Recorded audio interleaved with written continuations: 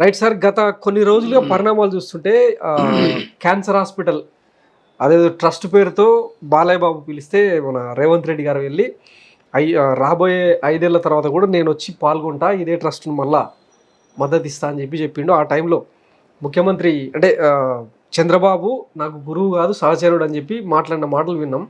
ఈ పరిణామాలన్నీ చూస్తుంటే మళ్ళీ తెలంగాణ రాజకీయాల్లో చంద్రబాబు వేలు పెట్టే అవకాశం ఉందని మీరు భావిస్తున్నారా? ఇంకొకటి, రాబోయే స్థానిక ఎన్నికల్లో సర్పంచ్ కావచ్చు, ఎంపీటీసీ జెడ్పీటీసీ ఎన్నికల్లో కావచ్చు టీడీపీ పోటీ చేస్తుందన్న వాదన బలంగా వినిపిస్తుంది. ఒకవేళ టీడీపీ కనుక ఇక్కడ ల్యాండ్ అయితే తెలంగాణ రాజకీయాలు ఎట్లా ఉండబోతున్నాయి? వాళ్ళు ఏ రాజకీయ పార్టీ అయినా ఏ ప్రాంతంలోనైనా వాళ్ళ పార్టీ ప్రచార కార్యక్రమాలు నిర్వహించుకోవచ్చు. మేము ఎవడొద్దంలే. తెలంగాణలో కూడా 53 కావచ్చు, 56 కావచ్చు, 69 కావచ్చు, 96, 97 నుంచి కావచ్చు, ఎప్పుడైనా అన్నది ఒకటే, మమ్మల్ని అవమానపరచొద్దు, మా మీద ఆధిపత్యం చెలాయించొద్దు, మా మీద వివక్షపూరిత విధానాలు అమలు చేయొద్దు, మా మీద ఆధిపత్యం వివక్ష అహంకారంతో ఏమాత్రమే ఏలు పెడితే వాడిక్కడ బతికి బట్టగట్టలేడని మనం చెప్పినాం. వ్యాపారాలు చేసుకో, ఎవడొద్దంటాడు, చేసుకుంటలేవా? ఇప్పుడు విద్యా వ్యాపారం చేస్తలేవా, వైద్య వ్యాపారం చేస్తలేవా, రియల్ ఎస్టేట్ వ్యాపారం చేస్తలేవా, పారిశ్రామిక రంగ వ్యాపారాలు చేస్తలేవా, ఫార్మా కంపెనీలు పెట్టుకోలేదా, ఆటోమొబైల్ పెట్టుకోలేదా, బట్టలు అమ్ముకుంటున్నావు, పూలు అమ్ముకుంటున్నావు, ఇడ్లీలు అమ్ముకుంటున్నావు, సాంబార్ అమ్ముకుంటున్నావు, హోటళ్ళు పెట్టినావు, విద్యను అమ్ముకుంటున్నావు, వైద్యాన్ని అమ్ముకుంటున్నావు. మీరు అమ్ముకుంది ఏంటిది? ఇటుకలు అమ్ముతున్నావు, ఇసుకలు అమ్ముతున్నావు, ప్రతిదీ అమ్ముకుంటున్నావు కదా. ఓకే, అమ్ముకుంది ఏంటిది?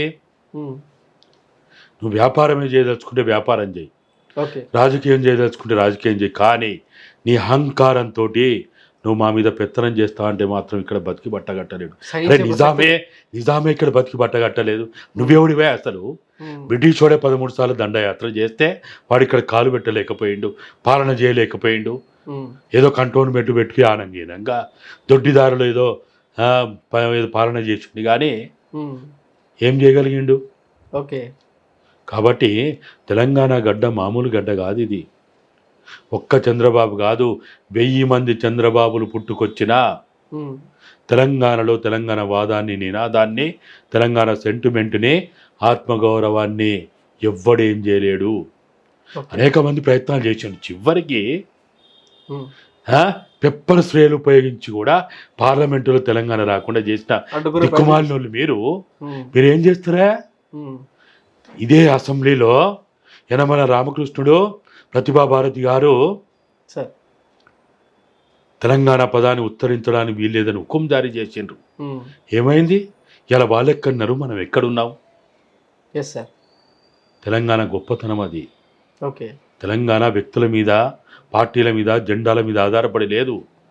4 కోట్ల తెలంగాణ ప్రజల గుండెల్లో ఉంది, రక్తంలో ఉంది. కాబట్టి ఇప్పుడు ఏదో వచ్చి వాళ్ళు పోటీ చేస్తారు కావచ్చు, విందులు ఇప్పుడు అప్పుడేమో రొయ్యలు, లేకపోతే చేపలు, పులుసులు అని అప్పుడు మాట్లాడుకున్నాం. ఇప్పుడు బీర్లు, బిర్యానీలు, లేకపోతే జొన్న రొట్టెలు, లేకపోతే కొరకన్నమో, లేకపోతే ఇంకేదో, లేకపోతే ఏమన్నా ఉంటే ఇక్కడ పెండింగ్ భూముల పంపకాలు. నేను ఇప్పటికీ ఏం అడుగుతున్నా, విభజన చట్టంలో మిగిలినటువంటి అంశాలు తెలుగు ప్రజలుగా ఉన్న 11 కోట్ల ప్రజలకి ఆ ముఖ్యమంత్రి, ఈ ముఖ్యమంత్రి ఫస్ట్ చెప్పాలి. ఏ జెండాలు మీరు ప్రకటించకుండా చంద్రబాబు నాయుడు హైదరాబాద్ ఎట్లా వస్తాడు? రేవంత్ రెడ్డి గారు నువ్వు లెటర్ రాస్తావు, ఆ లెటర్లో ఏ జెండా అంశాలు ఎందుకు రాయలే? ప్రేమలేఖనా? అదేమన్నా ప్రేమలేఖనా? Yes sir.